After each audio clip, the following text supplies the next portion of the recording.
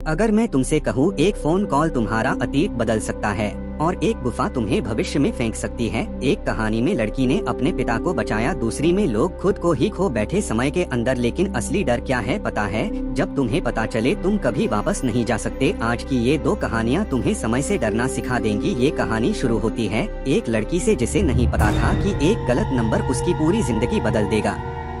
अपनी बीमार माँ की देखभाल करने के लिए शाओ लाई अपने बचपन वाले पुराने घर में वापस लौट आती है। रास्ते में उसका मोबाइल फोन कहीं खो जाता है, लेकिन शाओ लाई घर में रखा 20 साल पुराना लैंडलाइन फोन निकालकर इस्तेमाल करने लगती है। थोड़ी ही देर में एक अजीब कॉल आती है जिसमें एक जवान लड़की कहती है कि उसकी माँ पागल है। शाओ लाई उसे बताती है कि उसने गलत नंबर मिलाया है और यह सुनते ही लड़की तुरंत फोन काट देती है। उसी दिन दोपहर में शाओ लाई अपनी माँ से मिलने अस्पताल जाती है, जहाँ माँ उससे कहती है कि मरने के बाद उसे उसके पिता के साथ दफनाया जाए।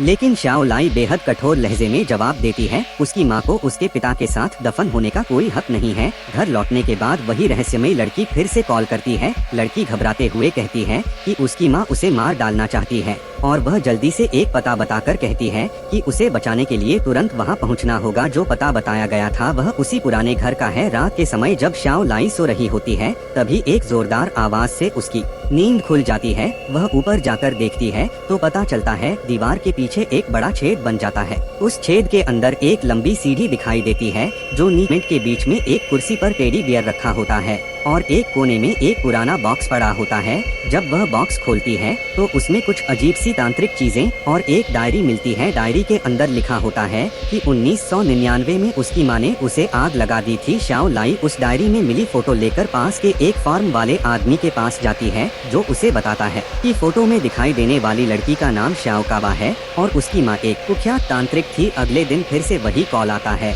और इस बार शाओ लाई को पूरी तरह यकीन हो जाता है कि फोन करने वाली लड़की वही शाओ कावा है। लेकिन सबसे बड़ा झटका तब लगता है जब शाओ कावा बताती है कि उसके लिए अभी 1999 चल रहा है। जब दोनों डायरी की बातें मिलाते हैं तो सब कुछ बिल्कुल एक जैसा निकलता है। तब उन्हें एहसास होता है कि वे दोनों एक ही घर में रहते हुए 20 साल अलग अलग समय से एक दूसरे से बात कर रही हैं। बातचीत के दौरान शाओ कावा बताती है कि उसकी असली माँ मर चुकी है और जो औरत उसके साथ रहती है वह उसकी सौतेली माँ है जो एक खतरनाक तांत्रिक है। जब शाओ लाई को पता चलता है कि कुछ दिनों बाद उसके पिता की मौत होने वाली है तो शाओ कावा उसे बचाने का फैसला करती है। वह सही समय पर जाकर उस आग को रोक देती है जो उनके घर में लगने वाली थी। इसके तुरंत बाद 20 साल बाद की दुनिया पूरी तरह बदल जाती है। शाओ लाई अपनी आँखों के सामने देखती है कि उसकी टांगों पर पड़े जलने के निशान पूरी तरह गायब हो चुके हैं। घर पूरी तरह से नया और पहले से ज्यादा शानदार हो गया है। उसकी माँ अब बिल्कुल स्वस्थ है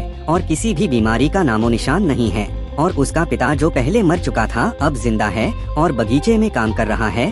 इसके बाद दोनों के बीच दोस्ती और गहरी हो जाती है और वे फोन के अलावा दीवार पर निशान बनाकर और चीजें भेजकर भी एक दूसरे से संपर्क करने लगती हैं। लेकिन धीरे धीरे शाओ लाई अपने खुशहाल परिवार में व्यस्त हो जाती है और शाओ कावा को नजरअंदाज करने लगती है। अकेलापन और उपेक्षा शाओ कावा को अंदर से तोड़ देती है और उसका मानसिक संतुलन बिगड़ने लगता है। उसकी सौतेली माँ जो एक तांत्रिक है उसे पकड़कर बुरी तरह टॉर्चर करती है और उसे नियंत्रित करने की कोशिश करती है क्योंकि उसे भविष्य की झलक मिल चुकी होती है जिसमें शाओ कावा कई खतरनाक हत्याएं करती दिखाई देती है। 20 साल बाद शाओ लाई इंटरनेट पर खोज करती है और उसे पता चलता है कि खबरों के अनुसार शाओ कावा को उसकी माँ ने एक तांत्रिक अनुष्ठान के दौरान मार दिया था। शाओ लाई एहसान चुकाने के लिए शाओ कावा को पहले ही चेतावनी दे देती है, लेकिन यही सबसे बड़ी गलती साबित होती है क्योंकि शाओ कावा अपनी माँ को ही मार डालती है। अब उसके ऊपर कोई रोक टोक नहीं रहती और वह धीरे धीरे एक खतरनाक सीरियल किलर बन जाती है। वह अपनी माँ के शरीर के टुकड़े करके फ्रिज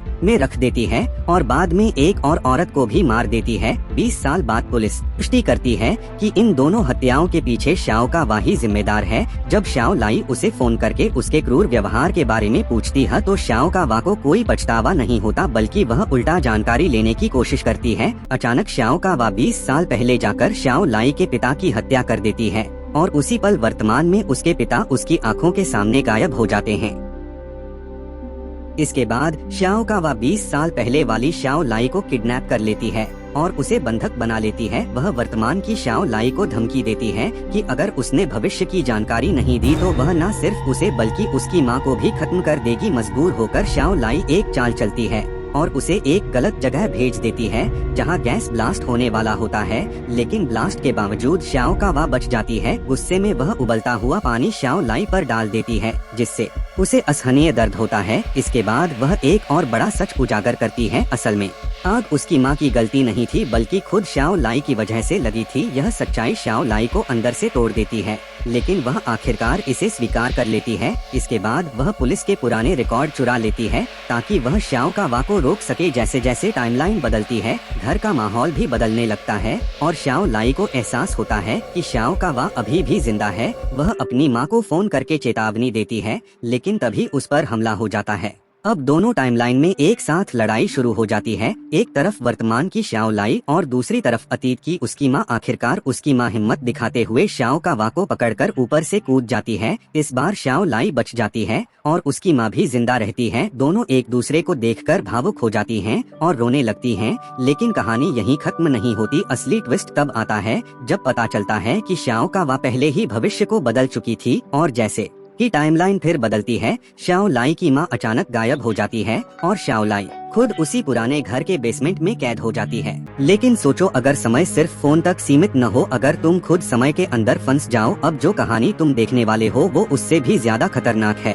एक आदमी जब नए साल पर घर लौटता है तो उसे एक अजीब चीज दिखाई देती है। उसके घर के पीछे वाले पहाड़ पर पता नहीं कब एक गुफा बन गई थी। जब वह पहाड़ पर चढ़कर गुफा के अंदर जाता है तो उसे एक आदमी दिखता है जो हाथ में लालटेन पकड़े खड़ा है। वह टॉर्च लेकर गुफा के अंदर चला जाता है, लेकिन उसे ऐसा महसूस होता है जैसे कोई अनजान शक्ति उसे आगे बढ़ने से रोक रही हो। फिर भी वह डरता नहीं है, वह आगे कदम बढ़ाता है और उस रहस्यमयी इंसान की तरफ बढ़ता रहता है। लेकिन जैसे जैसे वह आगे बढ़ता है, वैसे वैसे उस रहस्यमयी आदमी की गति भी बढ़ने लगती है। यह अजीब और असामान्य घटना उसे डरा देती है।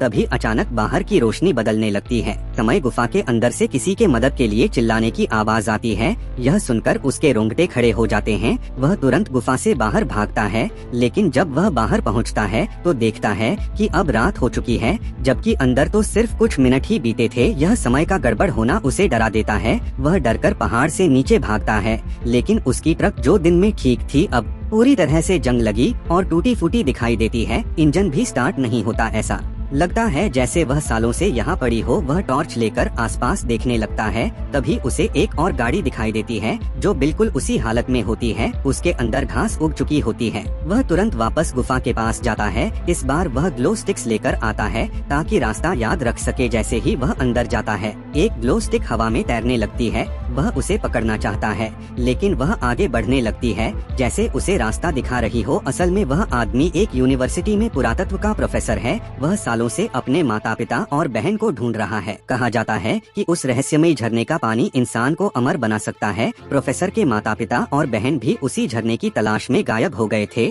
और उसी के पास उसे यह रहस्यमयी गुफा दिखाई देती है। गुफा में जाने से पहले उसने अपने छात्रों को अपने प्लान के बारे में बताया था, लेकिन जैसे ही वह गुफा के अंदर गया, उसके 3 छात्र भी उसे ढूंढते हुए वहां पहुंच गए। उनके साथ 2 छोटे बच्चे भी थे। उन्होंने कार देखी और फोटो भी मिल गई, लेकिन प्रोफेसर कहीं नहीं मिला। तभी बाहर एक बच्चे को एक रस्सी मिलती है। उस रस्सी के सहारे उन्हें गुफा का एक दूसरा रास्ता मिलता है। उन्हें लगता है कि प्रोफेसर अंदर ही होगा और वे सब अंदर जाने का फैसला करते हैं। 4 लोग अंदर जाते हैं, जबकि एक मोटा लड़का डर के मारे बाहर ही रुक जाता है, लेकिन उसे नहीं पता था कि यही फैसला उसकी जान ले लेगा। अंदर जाने वाले लोग रस्सी के सहारे नीचे उतरते हैं। आधे रास्ते में उन्हें एक अदृश्य दीवार मिलती है, लेकिन कोई रुकावट महसूस नहीं होती, इसलिए वे इसे नजरअंदाज करके नीचे उतर जाते हैं। नीचे पहुंचकर वे एक्सप्लोर करने लगते हैं, लेकिन अचानक अंदर से डरावनी आवाजें आने लगती हैं। फिर एक इंसान की चीख सुनाई देती है। वे वापस जाने का फैसला करते हैं।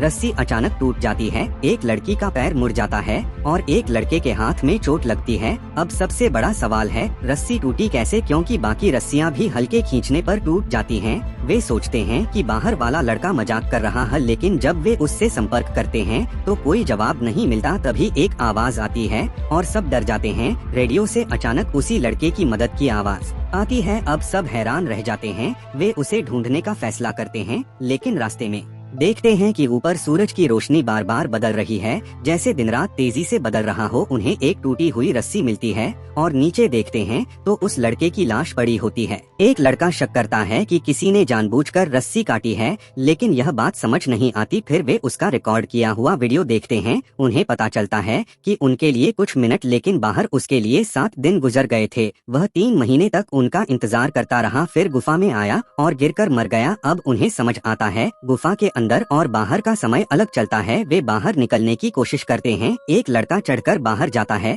लेकिन बाहर देखकर हैरान रह जाता है। पूरी दुनिया बदल चुकी है, सब कुछ बंजर हो चुका है, जैसे हजारों साल बीत गए हो। आसमान में एक अजीब फ्लोटिंग स्ट्रक्चर भी दिखाई देता है। वह डरकर वापस अंदर आ जाता है। अब सबको सच्चाई समझ आती है, समय बहुत तेजी से बाहर गुजर रहा है। तभी एक फ्यूचरिस्टिक धातु की छड़ी आती है और सीढ़ी में बदल जाती है। एक 6 मीटर लंबा विशाल इंसान आता है। हाईटेक सूट में वह एक जंगली इंसान को हरा देता है। अंदर और खतरे हैं। जंगली इंसान हमला करते हैं, एक एक करके लोग मरने लगते हैं।扯下，而他又无法通过地球上的空气进行呼吸。巨人见自己命不久矣，也不再留手，直接掏出黑科技将2只野人一一禁锢在地面。可同时，他也因为缺氧瘫倒在地。वह जायंट इंसान मदद करता है। पानी में डालकर लोगों को रिवाइव किया जाता है। मरने से पहले जायंट सच्चाई दिखाता है। 1000 साल बाद की दुनिया। ऑक्सीजन कम हो गई है, इंसान इवॉल्व हो चुके हैं। फाउंटेन ऑफ यूथ सच में है। मर चुके लोग वापस जिंदा हो जाते हैं। प्रोफेसर का परिवार भी सब फ्यूचर सिविलाइजेशन में पहुंच जाते हैं। ये जायंट इंसान फ्यूचर ह्यूमंस हैं